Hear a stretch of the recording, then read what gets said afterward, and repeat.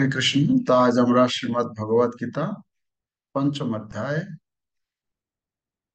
কর্ম সন্ন্যাস যোগের শ্লোক সংখ্যা 21 অধ্যয়ন করব। সকলে আপনারা শ্লোক দেখুন, নিজে নিজের বই দেখুন। বাহ্য স্পর্শে সশক্তাত্মা বিন্দত্যাত্মনি যৎসুখম স ব্রহ্ম যোগ যুক্তাত্মা সুখমক্ষয়মশ্নুতে।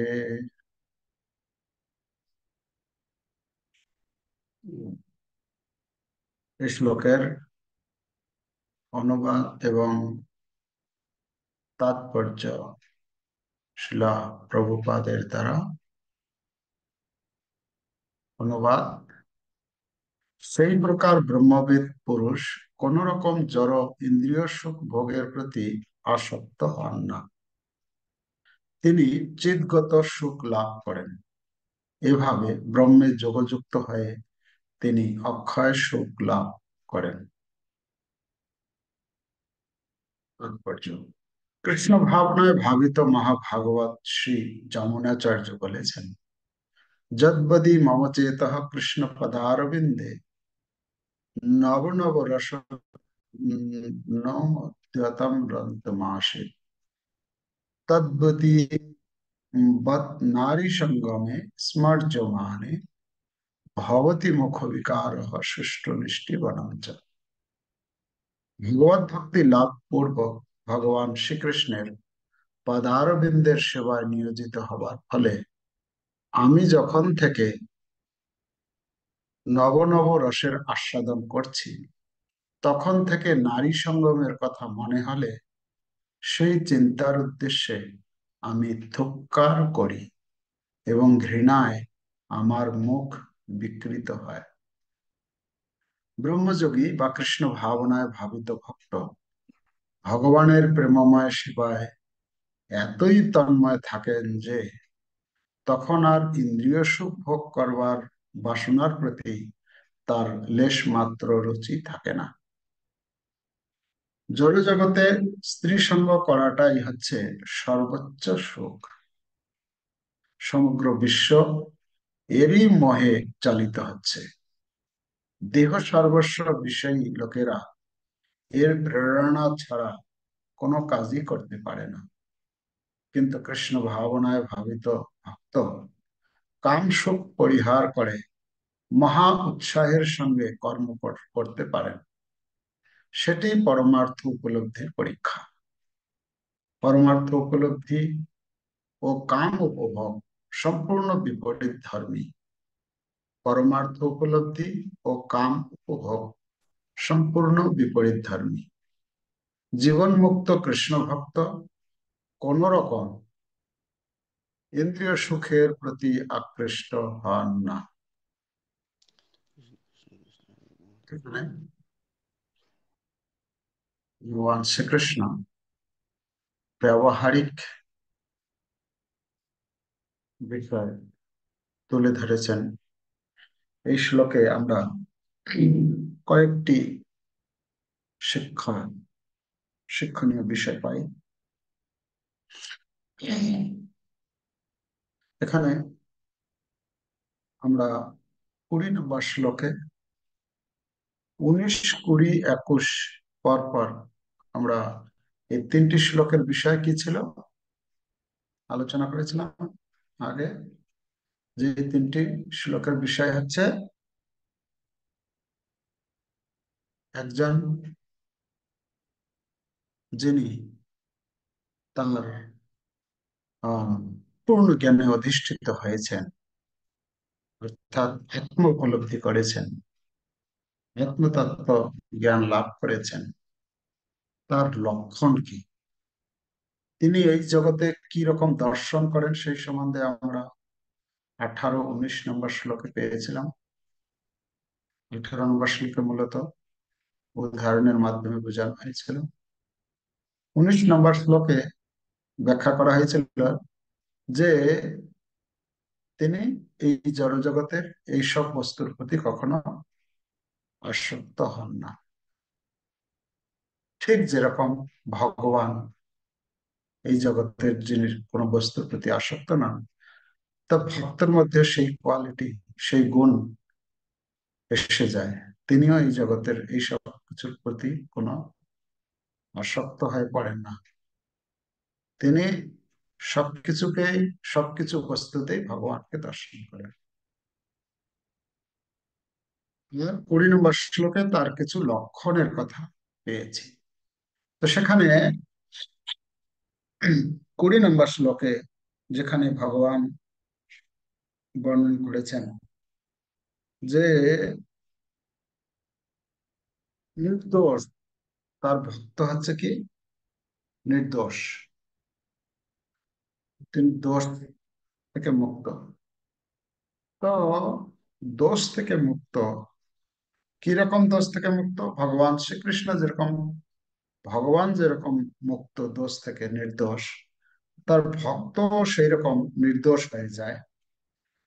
আর যেহেতু সে নির্দোষ, তাই সে ভগবানকে লাভ করে বা ভগবানের ধামে প্রবেশ করার যোগ্যতা লাভ করে, সে অধিকারী হয়।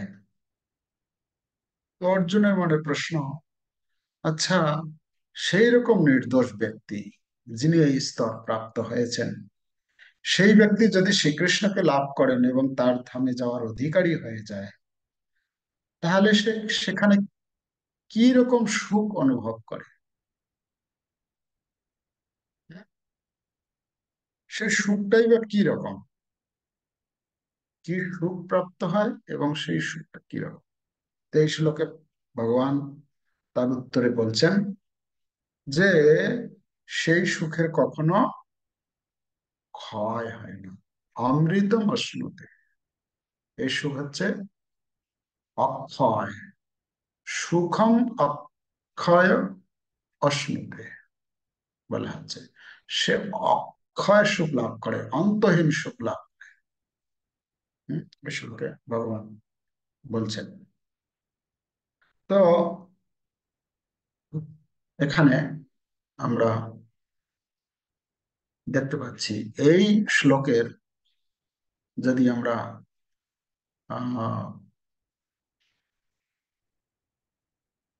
বিষয় শিরোনাম যদি আলোচনা করি, তাহলে এই শ্লোকের শিরোনাম হবে আত্মতত্ত্বজ্ঞ ব্যক্তির কিছু লক্ষণ বর্ণনা তুলে ধরা হয়েছে। যে ব্রহ্মে স্থিত হয় তিনি আত্মাতেই পরম সুখ অনুভব করেন, আর তার জন্য তিনি কখনোই অনিত্য ইন্দ্রিয় সুখ ভোগের প্রতি আসক্ত হন না। কেন? যেহেতু তিনি হচ্ছেন ব্রহ্ম যোগযুক্ত। এখানে বলা হচ্ছে ব্রহ্মযুগযুক্ত যেহেতু থাকেন।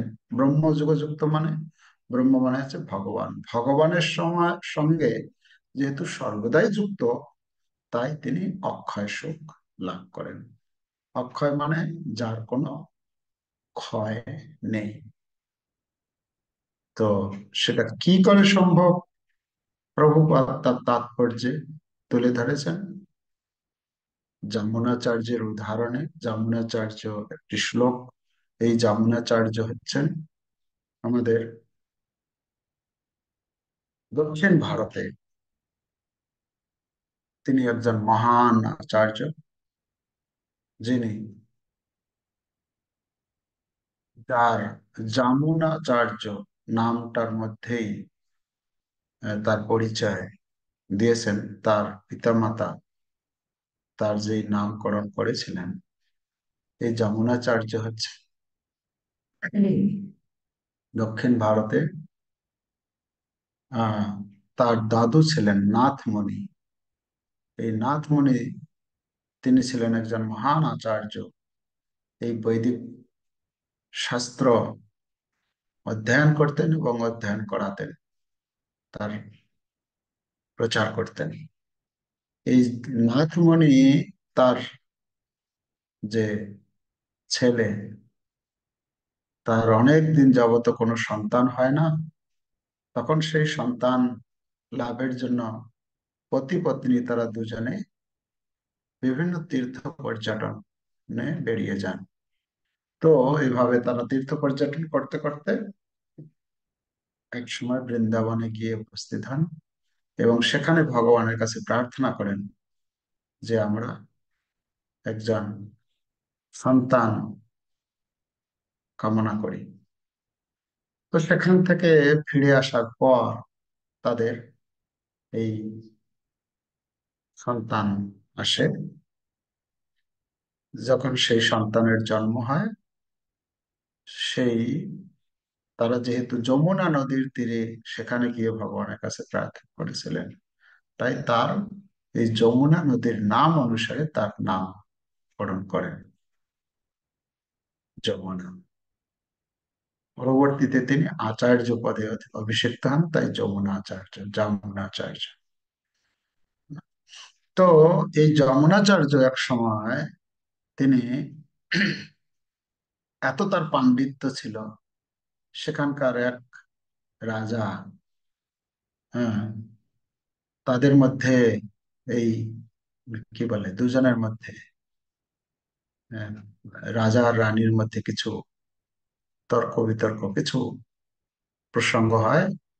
তো সেখানে এই যমুনাচার্য এই যমুনাচার্য গিয়ে সেখানে তার পাণ্ডিত্যের মাধ্যমে তিনি তাদের এইসব আহ তাদেরকে সন্তুষ্ট করেন এবং চুক্তি অনুসারে রানীর সঙ্গে রাজার এরকম চুক্তি হয়েছিল যে অর্ধেক রাজ্য দিয়ে দিবেন। তো সেই অনুসারে যমুনাচার্যকে তার রাজ্যের অর্ধেক রাজ্য দিয়ে দেন। পরবর্তীতে যমুনাচার্য রাজা হয়ে রাজকার্য পরিচালনা করেন। তিনি রাজা, রাজপ্রাসাদে থাকেন, রাজ রাজ তার খাওয়া দাওয়া চলাফেরা সবকিছু একদম পুরো। কিন্তু এদিকে তার যে দাদু ছিলেন, হ্যাঁ, দাদু মানে পিতার পিতা, দাদা, তিনি চিন্তা করলেন এই যমুনাচার্য, যেমন এই যমুনাকে আমি চেয়েছিলাম যে আমার মতো সেও ভবিষ্যতে এই ধর্মের প্রচার করবে, এই বৈদিক শাস্ত্র অধ্যয়ন করে তার, সে সমস্ত লিখবে বা ইত্যাদি। তো সে তো এখন রাজা হয়ে গেল, রাজা হয়ে তো তার তো কি বলে রাজার যে রাজ পরিবেশ, রাজ ভোগের মধ্যে, রাজ ঐশ্বর্যের মধ্যে তো সে তো ডুবে গেল। তো তখন অনেক কিছু খবর দেওয়ার পরেও তাকে আর ফিরিয়ে আনা যায় না। এতটাই সেই রাজ আহ, ঐশ্বর্যে, সেই ভোগে এতটাই আসক্ত হয়ে পড়ল। পরবর্তীতে নাথমণি তার একজন শিষ্যকে দায়িত্ব দেন যে দেখো, আমি তো বৃদ্ধ হয়ে গেছি, আমি কবে চলে যাব তার ঠিক নেই, তবে তুমি এই কাজটা করবে, তোমাকে আমি যমুনা যমুনার এই যমুনাচার্যের দায়িত্ব দিচ্ছি। তোমার দায়িত্ব হচ্ছে তাকে এই রাজপ্রাসাদ থেকে, রাজকার্য থেকে বের করে নিয়ে আসা, নিয়ে এসে ভগবত ভক্তিতে যুক্ত করা। তো তখন তার সেই শিষ্য, নাথমুনির শিষ্য, পরবর্তীতে একটি কৌশলের মাধ্যমে সেই যমুনাচার্য তো হচ্ছেন রাজা, তার সঙ্গে কি করে সাক্ষাৎ করবেন, সাক্ষাৎ করা কঠিন। তো কি করে সাক্ষাৎ করা যায়, তো তিনি সেই রাজপ্রাসাদের কাছাকাছি গিয়ে একটা জমিতে এক প্রকারের শাক আহ, চাষ করতে লাগলেন এবং প্রতিদিন লুকিয়ে লুকিয়ে সেই রন্ধনশালায় যে রান্না করে তাকে দিয়ে আসতেন। আর সেই যে পাচক যে রান্না করত, সে সেই পদটি রান্না করে রাজাকে দিত। এই রাজাকে দিত, দিতে দিতে দিতে দিতে একদিন হঠাৎ বন্ধ করে দিয়েছে। এখন জিজ্ঞেস করছেন, আরে সেই আইটেমটা, সেই পদটা তো নেই। তো তখন সেই পাচক বলছেন যে, হ্যাঁ, যে এই সেই পদটা দিয়ে যায় সে আজকে আসেনি। আচ্ছা, কেউ দিয়ে যায়? কে সে? কেন? সেই পদটি সেই রাজাকে এত ভালো লাগতো, তো খেতে খেতে খেতে খেতে অভ্যস্ত হয়ে গিয়েছিল, হঠাৎ একদিন নেই। তখন তার খোঁজ করছে, বলে তাকে নিয়ে আসো, দেখা করো। তখন তার দেখা করার সুযোগ আসলো রাজার সঙ্গে। তখন সাক্ষাৎ হলো। সাক্ষাৎ হওয়ার পরে তখন তিনি বললেন যে, এরকম আপনার, আমি এখানে এসেছি। তখন রাজা যখন বললেন, এর প্রতিদান স্বরূপ তুমি কি চাও বলো, আমি দিতে প্রস্তুত। বলছে, আমি কিছু চাই না, কিছু চাওয়ার জন্য আমি আপনার সেবা করিনি। আমার একটাই উদ্দেশ্য, যে আপনার যে ঠাকুরদাদা নাথ মুনি, তিনি আপনার জন্য অমূল্য সম্পদ, অমূল্য রত্ন রেখে গেছেন। সেই সম্পদের খবর দেওয়ার জন্য আমি এসেছি। তো বলছে, তাই? তো সে সম্পদ কোথায় আছে, কি ব্যাপার? তো রাজা তো সম্পদ পাবে মানে তার তার জন্য ভালো। তো সেই খবরটা কোথায়? তখন বলছে, সেই সম্পদ যদি আপনি পেতে চান, তাহলে আপনাকে এই রাজ গদি, রাজ পোশাক, রাজ বেশভূষা, রাজার যে সৈন্য সামন্ত ইত্যাদি সবকিছু পরিত্যাগ করে আমার সঙ্গে যেতে হবে, তাহলে আমি সেই স্থানে নিয়ে যাব। আর সেই কথা অনুসারে সেই রাজা সেই নাথ মুনির শিষ্য রাজাকে নিয়ে তিনি গেলেন এই ভগবান রঙ্গনাথের কাছে। ঠিক আছে? এই রঙ্গনাথের কাছে যখন নিয়ে যান, তো তখন তখন বলেন যে, এই হচ্ছে আপনার, হ্যাঁ, সম্পদ। ইনি ইনি হচ্ছেন সম্পদ। আর সেই রঙ্গনাথের দর্শন করে, তার সেখানে সেই পরিবেশ, তার প্রসাদ, তার দর্শন, তার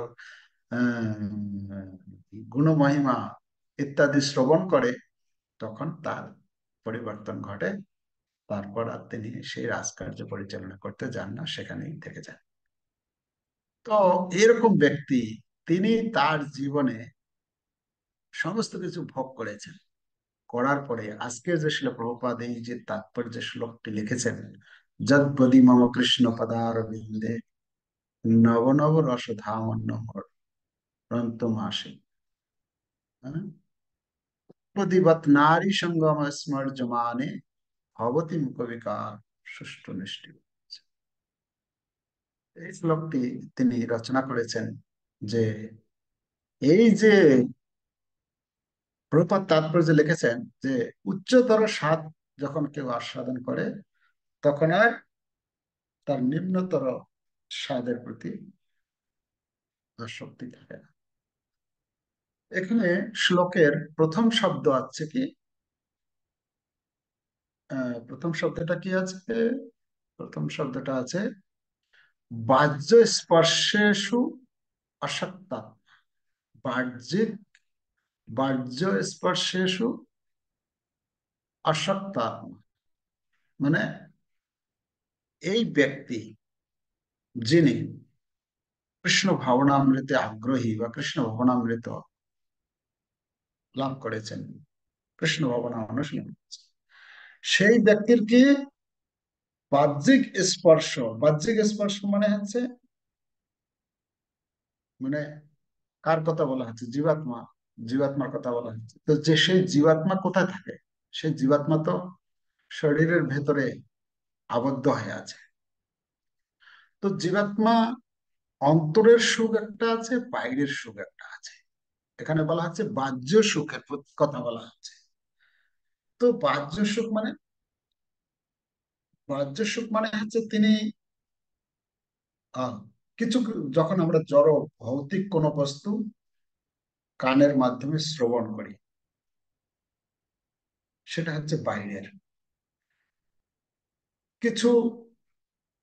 ভৌতিক বস্তুর আমরা দর্শন করি, কিছু ভৌতিক বস্তুর স্পর্শ করি, আর কিছু ভৌতিক আহ বস্তুর আমরা স্বাদ গ্রহণ করি অথবা গন্ধ নিই। তো এগুলো বাইরের, আত্মা ভেতরে আছে, কিন্তু এই পাঁচ প্রকারের যে কার্য, এই কার্যটাকে বলা হচ্ছে বাহ্য কার্য, বাইরের।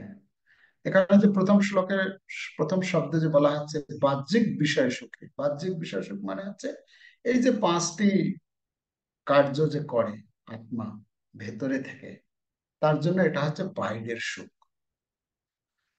তো আসক্ত আত্মা সেই রকম সুখে সে হচ্ছে আসক্ত। কেন আসক্ত হতে পেরেছে?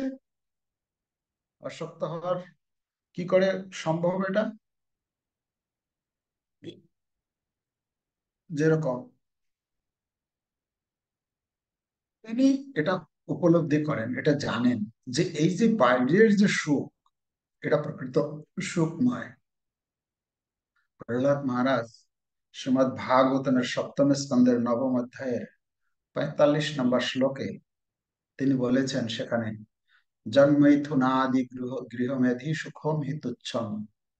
হ্যাঁ, এই যে গৃহের মধ্যে যে আহ কি বলে, গৃহমেধি, একজন গৃহমেধি রূপে কি করে, যেন মৈথুনাদি সুখম, মৈথুন সুখকে একটি কিসের সঙ্গে তুলনা করা হয়েছে? কন্ডু আনেন, কন্ডু মানে হচ্ছে খুজলি, মানে চুলকানির সঙ্গে তুলনা করা হয়েছে। বলছেন যে যখন দু হাতে, যখন আমরা কোথাও, যখন শরীরের কোথাও যখন আহ চুলকানি হয়, তখন আমরা খুব চুলকাতে থাকি, চুলকাতে থাকি, তখন সেটা মনে হয় যেন সেই সুখটা হচ্ছে সব থেকে শ্রেষ্ঠ সুখ। ওহ, কত সুন্দর লাগছে, মানে চুলকানোর সময়। কিন্তু তার পরবর্তীতে কি হয়, সেটা জ্বালা করতে থাকে। তো প্রহ্লাদ মহারাজ বলছেন, যারা গৃহমেধী, তারা মানে যারা কৃপণ, যারা জীবনের মূল্য বোঝে না, তারা এই সুখের মধ্যেই পুরো ডুবে থাকে, এই সুখের মধ্যে তাদেরকে কৃপণ বলা হচ্ছে। আর প্রহ্লাদ মহারাজ বলছেন, পুনঃ পুনশ্চর বিতচার না, মানে বারবার সেই সুখ অনুভব করছে, কিন্তু তাতে সে সন্তুষ্ট হয় না, তাই তাকে বলা হচ্ছে কৃপণ। আর তার বিপরীত ব্যক্তি হচ্ছেন কে? ধীর। ধীর, ধীর ব্যক্তি, তিনি এটাকে সহ্য করেন। ধীর ব্যক্তি সহ্য করেন, তাই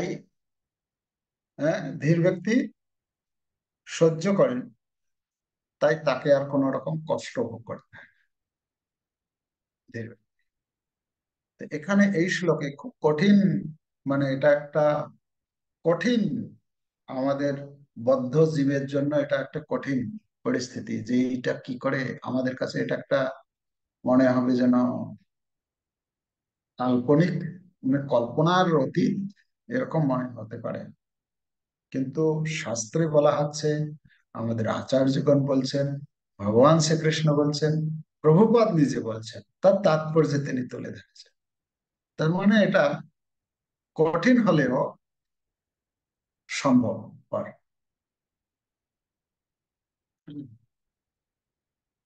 তো কি করে, কি করে একজন সেই রকম ব্যক্তি কি করে এটাকে ত্যাগ করতে পারে? শ্লোকের পরবর্তী শব্দ বলছে, কে বিন্দতি আত্মনি যৎ সুখম, মানে সেই ব্যক্তি আত্মনি, আত্মনি মানে হচ্ছে আত্মায়, ভেতরে, যৎ সুখম, তিনি সুখ অনুভব করেন। ভেতরে তার অন্তর্মুখী দুইটা দিক, একটা হচ্ছে অন্তর্মুখী, একটা বহির্মুখী, তাই না? তো সেই যারা কৃষ্ণ ভাবনায় নিজেকে উন্নীত করতে চায় বা সেই রকম ভক্ত, তারা কি করে? তারা বাইরে সুখ খোঁজে না, তারা অন্তরের সুখ অনুভব করে। যেহেতু অন্তর থেকে সুখ অনুভব করে, তাই তারা বাইরের সুখের প্রতি তারা আসক্ত হয় না। অন্তরের সুখ মানে ভগবদ গীতায় দশম অধ্যায় ভগবান নবম শ্লোকে বলছেন, সেখানে বলছেন যে মচ্চিত্ত মদ্গত প্রাণ। হম, এখানে এই শ্লোকে আছে সব্রহ্ম যোগ যুক্তাত্মা, সব্রহ্ম যোগ যুক্তাত্মা, সব্রহ্ম যোগ যুক্তাত্মা, যোগ যুক্তাত্মা মানে হচ্ছেন ভগবানের সঙ্গে যুক্ত। এই দশম অধ্যায় শ্লোকে ভগবান বলছেন মচ্চিত্ত মদ্গত, মানে আমার সঙ্গে ভগবানের সঙ্গে যুক্ত। মত চিত্ত, চিত্ত চিত্ত মানে হচ্ছে মন। তার চিত্তটা কি? মত চিত্ত মানে আমাতেই, মানে ভগবানই যার চিত্তকে যুক্ত করেছেন, ব্রহ্মযোগ যুক্ত বলা আছে।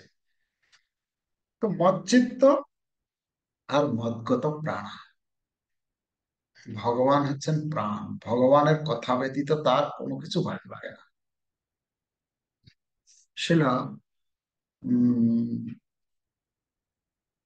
বিশ্বনাথ চক্রবর্তী ঠাকুর, বিশ্বনাথ চক্রবর্তী ঠাকুর না বলদেব বিদ্যাভূষণ, দুইজনের কেউ একজন হবে, বলদেব বিদ্যাভূষণ অথবা বিশ্বনাথ চক্রবর্তী ঠাকুর। উনি বলছেন এই শ্লোকের মানে অর্থ আমাদেরকে বুঝাতে গিয়ে, কেন আমরা তো বুঝবো না যে সেই সুখটা কত সুখ। ওখানে বলছেন মচ্চিত্ত মদ্গত প্রাণা বোধয়ন্ত পরস্পরম কথায়ন্তস্য মাম নিত্যম তুষ্যন্তি চ রমন্তি চ। তারা এতটাই আনন্দ অনুভব করেন আমার কথা বলেই, তারা তুষ্যন্তি মানে তৃপ্তি অনুভব করেন, সন্তুষ্ট হন, আর রমন্তি মানে আনন্দ পান। তো উনি উদাহরণ দিয়েছেন যে ঠিক যেরকম এক যুবক আর এক যুবতী যখন দুজনের মধ্যে যখন প্রথম যখন মিলন, মানে আদান প্রদান, কথাবার্তা, তো তারা যেরকম সুখ অনুভব করে, ঘন্টার পর ঘন্টা, দিনের পর দিন, কথা আর শেষ হয় না।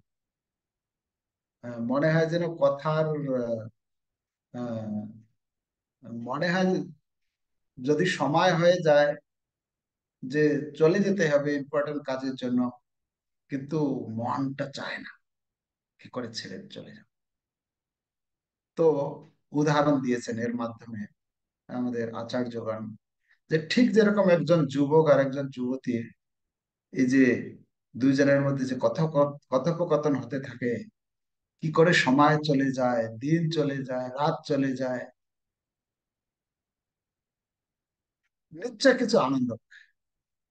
তো বলছেন কৃষ্ণ ভক্তরা এই যে বলা হচ্ছে মচ্চিত্ত মদ্গত প্রাণ বোধয়ন্ত পরস্পর, একে অপরের সঙ্গে কার কথা আলোচনা করে? ভগবানের কথা আলোচনা করে। ভগবানের নাম, গুণ, নাম, গুণ, রূপ, লীলা, এই চারটা জিনিস। ভগবানের নাম জপ কীর্তন করেন, ভগবানের আহ গুণ, গুণের বিষয়ে তিনি শ্রবণ করেন, তারপরে ভগবানের লীলা স্মরণ করেন, হ্যাঁ, আর ভগবান সম্বন্ধীয় কথা বলেন অপর। তো যদি কেউ একজন এগুলির মধ্যে নিজেকে যুক্ত রাখে, তাহলেই এটা সম্ভব। আমরা যেটা আলোচনা করছি যে বাহ্যিক বাহ্যিক যে সুখ, তার প্রতি আসক্ত না হয়, অন্তর থেকে সুখ আসবে, সেটা সম্ভব হবে। এখানে বলছেন যে উম, কি বলে, এই যে সুখ, সেই যে সুখ লাভ করে, সেই সুখটা কিরকম? সেই সুখ সেই সুখ হচ্ছে যে শ্রীমদ্ এই ভগবদ গীতায় নবম অধ্যায়ের দ্বিতীয় শ্লোকে বলছেন যে কি শ্লোক, নবম অধ্যায়ের নবম অধ্যায়ের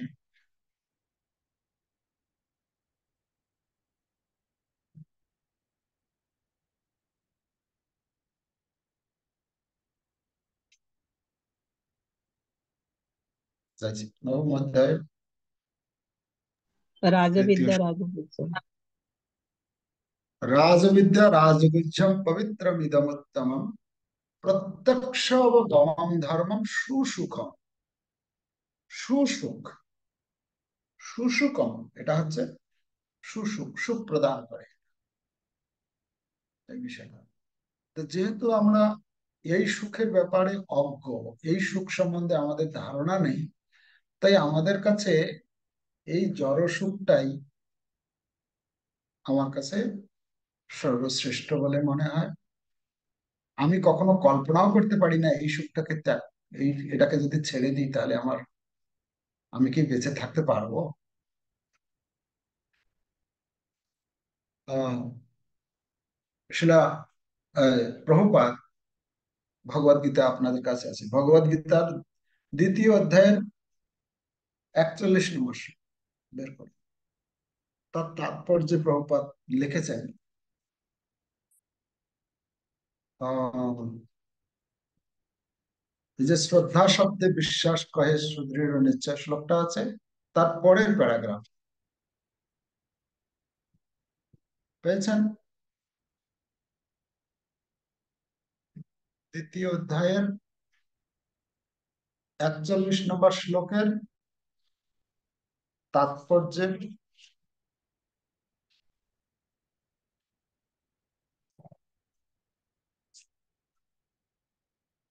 মাঝামাঝি,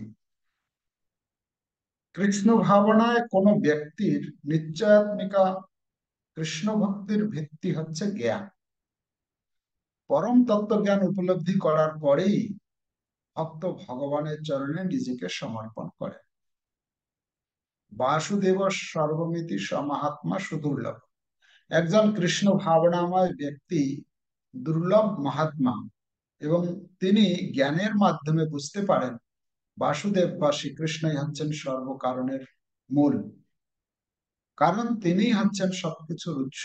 গাছের গোড়ায় জল দিলে যেমন সারা গাছকেই জল দেওয়া হয়, তেমনি সবকিছুর উৎস ভগবানের সেবা করলে আত্মীয় স্বজন, বন্ধু বান্ধব, সমাজ, জাতি আদি সকলেরই সেবা করা হয়। ভগবান শ্রীকৃষ্ণ যদি তুষ্ট হন, তাহলে সকলেই সন্তুষ্ট। তো এই যে জ্ঞান যখন আমরা আমাদের ভেতরে আসবে যে ভগবানের যস্মিন তুষ্টে জগৎ তুষ্ট, ভগবানের যদি সেবা করি, ভগবানের সঙ্গে যুক্ত হই, ভগবানের মধ্যে যদি মন লাগাই, তাহলে বাকি কাজগুলো ধীরে ধীরে ধীরে ধীরে সবকিছু হয়ে যাবে। তো এই জন্য এখানে বলছেন যে আমাদেরকে কি হতে হবে, যখন মানে সুখ অনুভব আমরা কখন করতে পারবো, যখন অন্তর থেকে সেই সুখের সন্ধান করব। আর সেই সুখটাকে এখানে কিসের সঙ্গে তুলনা করা হয়েছে? সুখম অক্ষয় অশ্নুতে, মানে সেই সুখ হচ্ছে অসীম। অসীম মানে যার কোনো সীমা নেই, তাই না? ক্ষয় আর অক্ষয়, ক্ষয় মানে হচ্ছে নষ্ট হয়ে যায়, অক্ষয় মানে যার কোনোদিন নষ্ট হয় না। তো এখানে অক্ষয় সুখের যদি আমরা প্রথম আলোচনা করি, অক্ষয় সুখ মানে যা কখনো কমে না, যা সর্বদা বর্ধিত হতে থাকে। হ্যাঁ, এখানে বলছেন না, আহ এই যমুনাচার্য সে শ্লোকে বলছেন, নব নব রস, নব নব রস মানে প্রতি পদে পদে কি হয় সেটা বর্ধিত হয়। এই অক্ষয়, অক্ষয় সুখ, এটা প্রথম অর্থ অক্ষয় সুখের। দ্বিতীয় অর্থ যদি আমরা আলোচনা করতে যাই, সেই অক্ষয় সুখ কখনো তার নষ্ট হয় না। তো এখানে কোনো আর্থিক আর্থিক যে সম্পদের কোনো প্রয়োজন পড়ে না এই সুখ লাভ করার জন্য। মানে এখানে খরচা করতে হয় না, তাই না? আর এই সুখটা কেউ কখনো চুরি করে নিয়ে যেতে পারে না। সেই অর্থেও এটা অক্ষয়। এই সুখকে কেউ চুরি করে নিয়ে যেতে পারবে না, এটা নষ্ট হবে না, অক্ষয় সুখ এটা চুরি করতে পারবে না। আর আহ, যেরকম ভৌতিক ধন যদি থাকে আপনার কাছে, ভৌতিক সম্পদ থাকে, যে কোনো মুহূর্তে সেটা আপনি হারিয়ে ফেলতে পারেন, হারিয়ে যেতে পারে। কোনো বিপদে পড়লেন, কোনো কিছুতে খরচা করে দিতে হলো, কিছু হয়ে যেতে পারে। অনেক ঘটনা আমরা এরকম দেখেছি, অনেক সম্পত্তির মালিক ছিল কিন্তু পরবর্তীতে ভিখারি হয়ে গেছে। কিন্তু কেউ যদি এই অক্ষয় সুখ একবার লাভ করে, সে কোনোদিন আর ভিখারি হবে না, মানে কোনোদিন আর তার সেই সম্পদের ক্ষয় হবে না অক্ষয় সুখের। আর যদি আমরা তৃতীয় অর্থ যদি আলোচনা করি, এই অক্ষয় সুখ যে লাভ করেছে তার কোনোদিন আর কোনো রোগ হবে না। হুম। কেন রোগ হবে না কেন? মানে রোগ কোথা থেকে আসে? রোগ ভোগের রোগ। যেহেতু সেই ব্যক্তি ভোগের প্রতি আসক্ত নয়, তার ইন্দ্রিয়গুলো যেহেতু ভোগমুখী নয়, তাই তার রোগটা ততটা হবে না। ঠিক আছে, রোগ আসবে না তার। তো তাই এখানে এই যে আমাদের আমাদের কি বলে, কি বলে, রোগ মানে সব থেকে কোন কোন রোগটা বড়? আমরা এখন, আমরা সকলেই রোগী তো নাকি? কি রোগী? ভব রোগের রোগী। আমরা হচ্ছি ভব রোগের রোগী, ভব রোগের দ্বারা আক্রান্ত আমরা। তো ভব রোগটা কখন আসে? যখন আমি ইন্দ্রিয় সুখের প্রতি, ইন্দ্রিয় সুখের জন্য কার্যকলাপ করব, সেই সেই কর্মটা কি করবে, আমাকে বন্ধনে আবদ্ধ করবে। আর বন্ধনে আবদ্ধ করবে মানে আমাকে এই জড়জগতের মধ্যে ঘুরতে হবে। তাহলে এটা রোগ একটা আমাদের। রোগ মানে শুধু এই জ্বর হওয়া, কাশি হওয়া, এই কিছু ব্যথা হলো, কিছু পেট খারাপ হলো, এইটাই রোগ না। এটা হচ্ছে সব থেকে বড় রোগ হচ্ছে কি, ভবরোগ। এই জন্য সুখদেব গোস্বামী পরীক্ষিত মহারাজকে এই পরীক্ষিত মহারাজ সুখদেব গোস্বামীকে বলছেন, হ্যাঁ, যে হে গুরুদেব, আপনি আপনি মনে করবেন না যে আমি এই কয়েকদিন যাবত খাইনি, জল গ্রহণ করিনি, তাই পিপাসার্থ বা ক্লান্ত হয়ে পড়েছি। না না না না না, আপনি এরকম চিন্তা করবেন না। আপনি ভগবানের কথা বলুন। হ্যাঁ, প্রীতম চ্যুতম হরি কথামৃত, আপনার মুখ থেকে যে আহ, নিঃসৃত হচ্ছে যে হরি কথা, এই হরি কথা কি করে? এই হরি কথার কাজ কি? ভবৌষ ভবৌষধাশ্রত্র মনোভিরামা। এই মন, দেহ, ইন্দ্রিয় সবাইকে আনন্দ প্রদান করে থাকে। তাই আপনি বলুন বলুন বলুন বলুন বলতে থাকুন। তো আমরা ভবরোগের দ্বারা আক্রান্ত। কিন্তু যদি কেউ এই সুখ লাভ করতে পারে, তাহলে তার আর কোনো রোগ হবে না, মানে এই জগতে আর তাকে পুনরায় ফিরে আসতে হবে না। সে রোগমুক্ত হয়ে ভগবানের ধামে ফিরে যাবে। তো তাই শিল প্রভুপাদ তার গীতার গানে লিখেছেন, বাহ্য স্পর্শ সুখ যাহা নাই যে আসক্তি, আত্মানন্দে সেবানন্দী আত্মাতে বিন্দতি। সেই ব্রহ্ম যোগযুক্ত আত্মানন্দ পায়, অক্ষয় সুখেতে মগ্ন সর্বদা সে রয়। অক্ষয় সুখে সর্বদা। তে আমরা সকলেই সেই অক্ষয় সুখের অনুসন্ধানে রয়েছি, তাই তো নাকি? কতজন আছেন এখানে অক্ষয় সুখ, এই অক্ষয় সুখ আমার লাগবে চান কতজন? দেখি, সবাই চাই না? আহ, সবাই চাই সেই অক্ষয় সুখ। তাহলে সেই অক্ষয় সুখ যদি আমাকে পেতে হয়, তার জন্য আমাকে একটু সচেষ্ট হতে হবে, কিছু ত্যাগ স্বীকার করতে হবে, কিছু করতে হবে, তবে তো আমি সেই অক্ষয় সুখ পাবো। কি করতে হবে? হ্যাঁ, সেটা করতে হবে যে ভগবানের সঙ্গে যুক্ত হতে হবে, যোগযুক্ত। এই শ্লোকে শব্দ বলছেন যোগযুক্ত, ব্রহ্ম যোগযুক্ত। যুক্ত মানে আমার প্রত্যেকটি কাজের মধ্যে ভগবানকে যুক্ত করতে হবে। তাহলে আমি ধীরে ধীরে সেই অক্ষয় সুখ, সুখের অনুসন্ধান পাবো, আর সেই অক্ষয় সুখ আমি লাভ করতে পারবো। যতক্ষণ পর্যন্ত সেই অক্ষয় সুখ লাভ না হচ্ছে, ততক্ষণ পর্যন্ত আমি এই জড় সুখের মধ্যেই, হ্যাঁ, পড়ে থাকবো। শিল প্রপাত বলছেন এখানে যে পর্যন্ত এই জড় সুখের প্রতি আমরা আসক্ত থাকবো, ততক্ষণ পর্যন্ত আমরা অক্ষয় সুখ লাভ করতে পারবো না। কৃষ্ণ ভাবনাময় ভাবিত ভক্ত কাম সুখ পরিহার করে মহা উৎসাহের সঙ্গে কর্ম করতে পারে। যে কথা শিল প্রপাত বলছেন, যে ভৌতিক জগতের লোক, তারা শুধুমাত্র এই কাম সুখ উপভোগের জন্য ঘোর পরিশ্রম করছে না। প্রপাত বলছেন সেটাই হচ্ছে তাদের কর্মের প্রেরণা। এত কর্ম কেন করছে? না, সে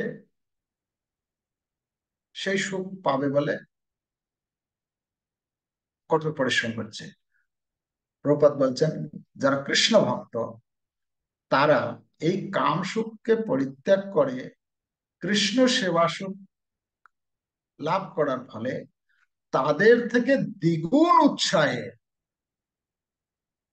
কর্মে যুক্ত হয়। মানে মানে যারা যারা কৃষ্ণ ভক্ত নয়, তারা তো কর্ম করে, মানে পরিশ্রান্ত ক্লান্ত হয়ে পড়ে। প্রপাত বলছেন কৃষ্ণ ভক্ত এরকম, তারা কখনো ক্লান্ত হয় না, দিন রাত পরিশ্রম করে, তারপরেও সে তাদের উৎসাহ আরো বাড়তে থাকে। তো এখান থেকে আমাকে দেখতে হবে, আমি নিজেকে পরীক্ষা করব, আমার কি কৃষ্ণ সেবা করতে করতে কি কখনো মানে পুরো দুর্বল হয়ে পড়ছি, ঘুম এসে যাচ্ছে, নাকি আমার আরো করতে ইচ্ছে করছে, আরো করতে ইচ্ছে করছে। যদি আরো করতে ইচ্ছে করছে, তার মানে মনে করতে হবে আমার, এটা হচ্ছে থার্মোমিটার, মানে আমার কিছু ভেতরে অক্ষয় সুখ কিছু জমছে ধীরে ধীরে। ঠিক আছে।